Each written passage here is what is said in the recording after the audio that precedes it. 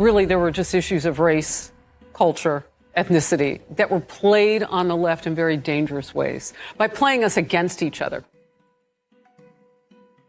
You talked about the middle finger. That's a middle finger to the public who just voted for Trump. Do they really want to tick off voters that badly? Harris Faulkner captures the fury of a media that sees its champion, Vice President Kamala Harris, humiliated by the resounding will of the American people. Well, we are finally set to hear from Vice President Kamala Harris later today. She'll be speaking at her alma mater, Howard University, where people waited for hours and then had to leave because she didn't show up last night. Anyway, she's talking today at 4 p.m. Eastern. The meteoric rise in President-elect Trump's popularity is a testament to a nation reclaiming its identity, rejecting the empty promises of the past. Howard University. As of now, Kamala Harris still has not publicly conceded or made remarks after losing to Donald Trump. We have not confirmed if that concession phone call has happened yet, but we were told it's coming. Her fellow Democrats are already starting to play the blame game. Judge Merchan's delay on Trump's criminal conviction decision is no accident. It's a crack in the crumbling edifice of a system weaponized against its own citizens. So just this last point. With putting the cabinet together and hearing the push against him potentially on the Hill with lawmakers, and then hearing these blue-led state Democrat governors saying they're going to defy the people's choice and push against everything he does in their interest, it's rich. And if they think they're going to win back voters that way, they're wrong.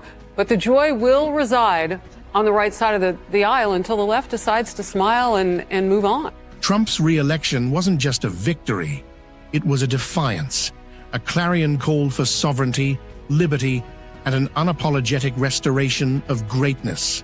So the case against Trump has been delayed. New York Judge Juan Merchan has decided to delay his ruling on whether to toss President-elect Trump's felony fraud case. And Merchan originally gave himself until today, 1 week after Election Day, to decide whether the 34-count indictment should stand, but ultimately elected to postpone that for a week until next Tuesday. So Merchan can decide how Trump's election will, or win rather, should or should not impact the case. And I want to add this because we got a statement in by a spokesperson for the president-elect just in the last 30 minutes. Democrats bet on Kamala Harris as a symbol, not a leader, and the American people refuse to accept symbolism as a substitute for substance. Trump's spokesperson, again, has reacted to the judge's postponement in a statement, and here it is. The American people have re-elected President Trump with an overwhelming mandate to make America great again. It is now abundantly clear that Americans want an immediate end to the weaponization of our justice system, including this case, which should never have been filed, so we can, as President Trump said in his historic victory speech, unify our country and work together for the betterment of our nation. This election exposed the left's strategy of weaponizing race and culture, tearing at the very fabric of our unity in their pursuit of power. Look, I don't think that Democrats were wrong when they first tried to run Kamala Harris, and she had a decidedly very long honeymoon period, too. It just didn't hang on when they first put her in over Joe Biden. But they weren't wrong that the country could use a little joy and uplift. Many people struggling just to get the groceries on the table and still being told that they're imagining their journey. So they weren't wrong about that. They just couldn't sustain it because the facts were against them. And, you know, so right now, I think that there is a sort of collective, okay, we've decided as a nation who the next president's going to be. We don't have to wait in limbo unless you're in like some state, Senate, and House races, what they still haven't called. That's a story for another hour. But you don't have to worry about that with the president. So now the joy can begin of what's next. When will the change come? And you see him like with whip-neck speed trying to get his cabinet picks in place and all of that. So he's moving forward to prove that he can get that done. He's also being true to who he is. It's the authenticity along the way. Of course he's going to go to the UFC championships at MSG. Of course he's going to take that victory lap. And there are going to be people there that might not have ever said they wanted to vote for him that did. And many of those people look like me. Many are Hispanic, Asian, as you mentioned. So what you're talking about is the iceberg that's above the ocean, the part that you don't see, the bigger part of the iceberg that's holding the other part up. Diversity isn't just about looks. It's about bringing in different ideas. And that's something the left seems to ignore.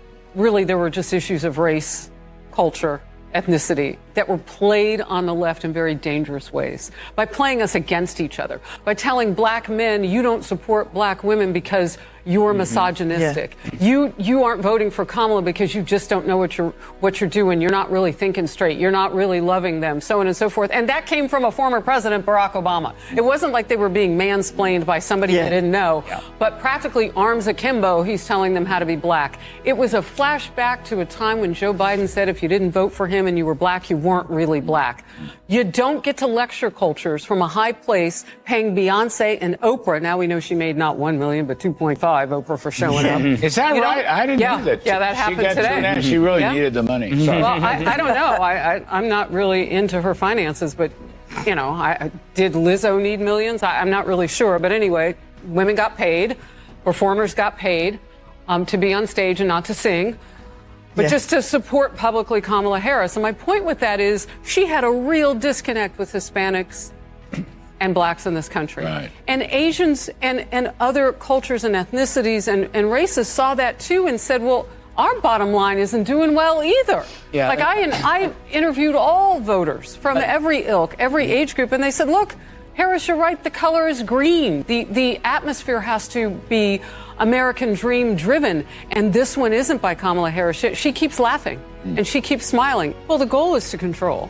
So I had a guest on the Faulkner Focus recently who said DEI didn't earn it. And the problem with that is that when you give, and I don't even know how constitutionally fair this is, but when, I mean, we are looking at things very much decades post civil rights and other movements in this country, but particularly that one that had to do with affirmative action and other movements to try to right-size salaries and opportunity and all of that. But when you get into the land of merit, and where everybody's got to be looked upon now for what they can bring to the table, what people really want is a leg up. There are a lot of ways to help people without putting them into a category that has an acronym. Like that, there are a lot of ways to make sure that, well, maybe we give women some help with some daycare situation. That was a question at the town hall, the all-women town hall that I did with now President-elect Trump. I mean, there are a lot of things. Again, stop putting us in these categories. Kamala's handling of the Black Journalists Association showed how out of touch she can be with the very groups she says she supports. And diversity, part of the problem is diversity isn't just your skin color and your hair texture. Correct. I was raised military. I'm one lane. There are all sorts of things that make us diverse in a multiple type of situation on the job. We can't have everybody coming from the same sort of ilk. And that's diversity, but that's not really what we're saying. If I could just say one quick thing with regard to the nominees that the president is putting forth. You mentioned Pete Hegseth. I would say about that this nation actually watched a White House put up with the behavior of the current SecDef disappearing for days after a surgery that he did not disclose, and the White House didn't even know he was gone. So I think the bar is someplace where I can't see. We'll know where he is, right? Maybe it's invisible, the sudden crisis of merit and concern. Pete Hegseth is a two-time Bronze Star winner in the military. Look, they're going to vet and depose everybody, I would think, right? Isn't that kind of how they're going to do it? Now, I don't know if they're going to use the FBI to do that. Trump has said he's had too much recent experience with the Federal Bureau of Investigation, so he might not want to. But when you come to these nominees, what are you saying? You talked about the middle finger. That's a middle finger to the public who just voted for Trump. Do they really want to tick off voters that badly? Well, and she said clearly, I'm not Donald Trump. So what we want to know is not who she isn't. We want to know who she is. That's the question now. How are you different from the last 3.5 years, which people have said in the aggregate across the nation, no matter how they vote, they're not happy with the current circumstances under this leadership. So how is she going to be different? This ought to be like, I mean, and you've worked in an administration and a campaign. That's like question one. What do you want your legacy to be, Ms. Harris? Like, how do you want to be different? And then you fan out with examples of how you're going to change things. Either she doesn't know or she really wasn't in all those rooms he said she was in making those big decisions. And she can't speak on the current policies because she doesn't understand them. I don't know. All of it is embarrassing. I'm not Joe Biden or Donald Trump. That's what she said. In interviews, Trump gave straightforward answers that connected with people, while Kamala stuck to her rehearsed lines, and it showed. You saw in Chicago as their annual conference. So any venue that they would have booked by NABJ would have been much larger than, basically a campaign stop. And by the way, NABJ promised, it came out in all of its language, that this was a journalism event and that this was not politics. On all the campaign materials, this was a campaign stop. So that's, what did we get yesterday? We got more of what she says on the campaign. I was watching you guys earlier. You can do the side-by-sides and see how she keeps repeating herself and so on. My big question today is, you had, and look, this is no disrespect to Eugene and Garen and Tanya who were doing the job. You did not have network anchors up there, though, who do TV every day. And it was a different feel about it, or at least do that pressure cooker type of what we do. Having somebody not answer our question and then pushing back, you didn't have that up there on that stage. We're glad you're okay. This is your first opportunity to talk with this group of people, and we're glad you've come today. You know that we're going to ask tough questions. You know that there might be some in the audience who wish that they were asking the tough questions right now. I think that's how you put it. The part that you didn't show was the very top of that, when we all sat down first. And the comment was from the ABC News reporter there, this audience didn't want you here. Are you aware of that? I'm paraphrasing it a bit. It was actually a little less pleasant than that. But that was first out of the gate. So it was hostile. It felt like an ambush. And look, he took the bait. There's no denying that. It turned into, right off the top, a pretty caustic situation. But what would any of us do if you think you're walking into making history at the NABJ, not by digital, not in a city that you would choose because it's on the campaign trail, Philadelphia, not any of that, but you're going into the largest audience of black journalists all year long. So that was big. So my big question for Kamala Harris is, why didn't you do better yesterday? I mean, it was a love fest. And it wasn't like what it was like for Trump. Those reports about progressives getting sterilized after the election, if true, it really shows how deep the fear and frustration go. Her first words were, I appreciate the spirit of the question, first of all. What is she saying there? I mean, it's the National Association of Black Journalists. When I asked Trump the first question I did, I said, look, there are many black communities. We're not all the same. We vote differently. We do things differently. I set it up in such a way that this is your audience. Why did she go there if she hadn't intended to talk specifically to a question that was asked about that audience? That was, look, if she didn't want to be there talking with whomever, that would be one thing. But black men in particular are a soft spot for her. And part of it is the lack of specificity around the idea of economics and how to change life. And, for people who are really suffering right now. Another area that I thought was a tender spot for her, though, was the Palestinian situation. Versus after it's invaded and had a massacre on October 7th against the citizens of, and they're fighting back. That's that the world would like to see come to an end. I'm sure would too. They have to take out those first. So with all of that going on, she was asked, well, what specific policy change as president would you make in helping? That was the question. She said, we need to get this deal done, and we need to get this deal done immediately. And that is my position, and that is my policy. We need to get this deal done. Yeah, they're not any closer to getting the deal done. So unlike Trump, when he's asked the question about how you bring both sides and in Russia, for instance, together, he would do it as president-elect. It would be a phone call. You watched the debate, No specificity on a place where, did you know that Washington State has 100,000 uncommitted voters from the primary? Like, I get it from Minnesota and Michigan, but that's a number that, so she might have wanted to reach out to that. Bottom line is, nobody pressed her. She didn't feel challenged. She sat back, seemed very comfortable. And that was different than how they treated the Republican candidate for the White House. Kamala's concession speech wasn't inspiring. It felt more like a reluctant shrug as the nation moved on without her. Undiagnosed mental health issues in this country are not a joke. And I am concerned wholeheartedly that where we have gotten now with the sort of political victimhood that these women are talking about is really dangerous. Like, we're not really looking at how much damage this causes down the line.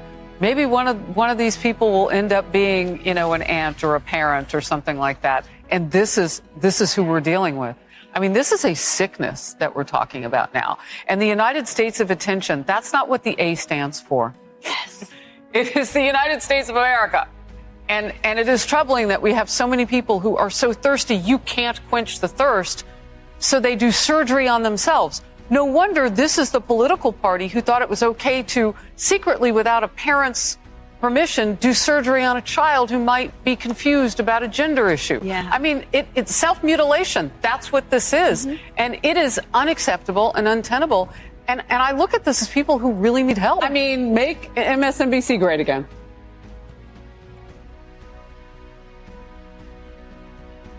Yeah. Maybe that's what they're trying to do. Look, the ratings are no joke.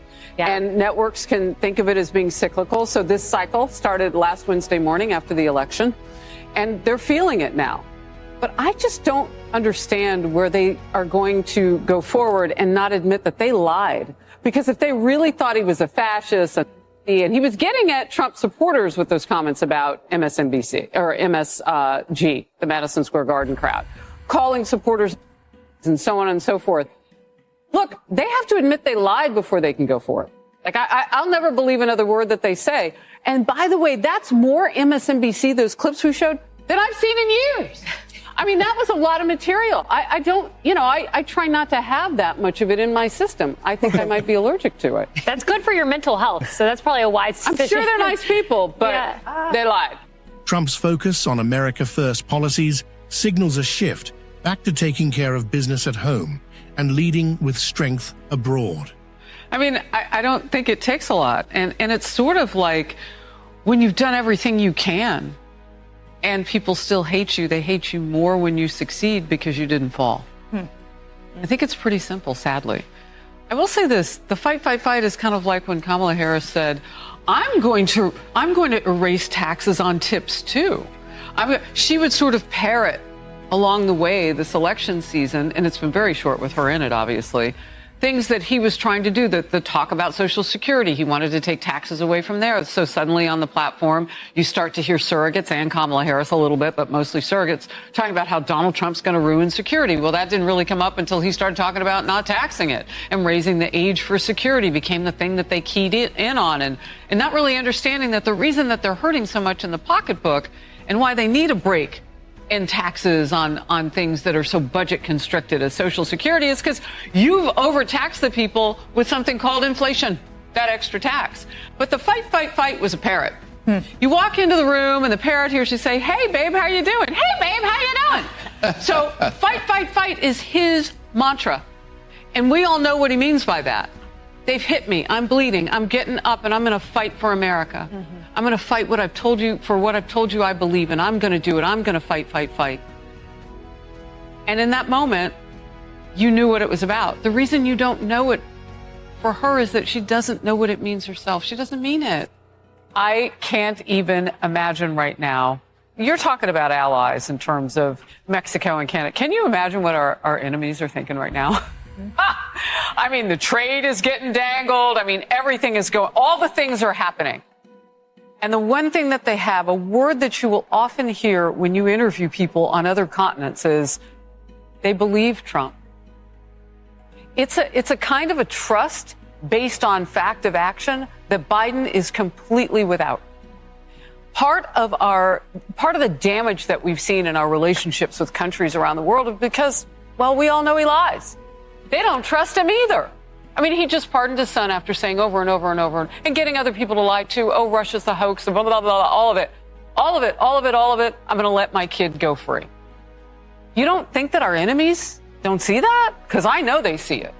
So for our enemies, you mentioned Soleimani and others that also now is taking out people that are our enemies. We should send them a fruit basket. We're working in concert. Now it's time to go get our people. We don't leave our people behind. It's embarrassing in this country that we have a commander-in-chief who was willing to. Doesn't talk about him. He doesn't even mention it. So now it's time for action. And so on behalf of those families, Trump takes action. He can't bring back people who were killed on October 7th, but he can hopefully bring back enough remains to know, just like what I witnessed in Vietnam, to know that those lives counted and will be accounted for. And you got 4 You can Americans do still that. there at least. Still alive. Yes. Yeah, I mean, 6. And we talked to the prayerfully, families today. And we know when gets pressure pushed on them, they keep people right there, right on the battlefield before you can get there to rescue them. But we have precision artists.